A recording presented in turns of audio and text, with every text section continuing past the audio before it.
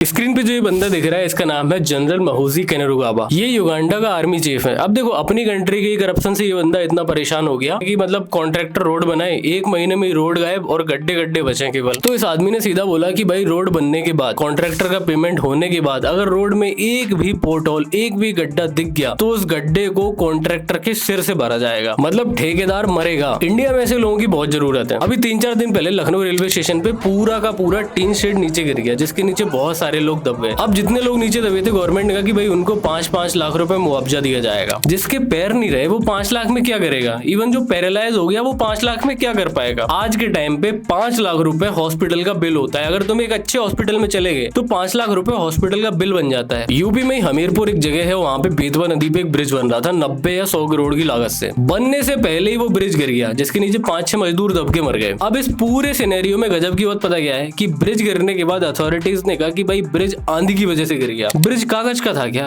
या ब्रिज को कोई पत्ते वत्ते से बना दिया था? मतलब लोहे और कंक्रीट का ब्रिज आंधी से गिर जाएगा? ब्रिज सच में अगर आंधी से गिरा है ना तो इससे बड़ा मजाक नहीं हो सकता। एनसीआरबी यानी कि नेशनल क्राइम रिकॉर्ड ब्यूरो की 2024 की रिपोर्ट के अकॉर्डिंग बिहार में 20 दिन के अंदर 12 ब्रिजेस कोलैप्स हुए थे। 12 ब्रिजेस, ये इतना बड़ा नंबर है कि कोई भी वेल्दी स्टेट महाराष्ट्र जैसा पूरे साल में बड़े 12 ब्रिजेस बना नहीं पाता है, जितने बिहार में 20 दिन के अंदर गिर गए थे। इस पूरे सिस्टम की सबसे बड़ी प्रॉब्लम केवल एक ही है कि कोई अकाउंटेबिलिटी लेने को तैयार नहीं है। 5-6 मजदूर जो दब के मर गए, उनकी मौत का कोई जिम्मेदार नहीं है। जब कोई नेता पहली बार चुनाव जीतता है ना तो वो सोचता है कि 5 साल में इतना खा लो, इतना घूस ले लो कि अगर अगली बार चुनाव ना भी जीते तो भी 7 पीढ़ी हमारी बैठ के खाएं। और सरकारी नौकरी वाले, चाहे वो ब्यूरोक्रेट, IAS, IPS या A grade, B grade, C grade, कोई भी ग्रेड के लोग हों, उनके दिमाग में एक चीज फिट है कि सरकारी नौकरी है, हमको कोई निकाल नहीं सकता। सस्पेंशन और ट्रांसफर पब्लिक को पागल बनाने के लीगल तरीके होते हैं। और करप्शन का ही जो सबसे बड़ा एग्जांपल है वो है अगवानी सुल्तानगंज ब्रिज, जो बिहार में ही था। मतलब जब वो ब्रिज पहली बार टूटा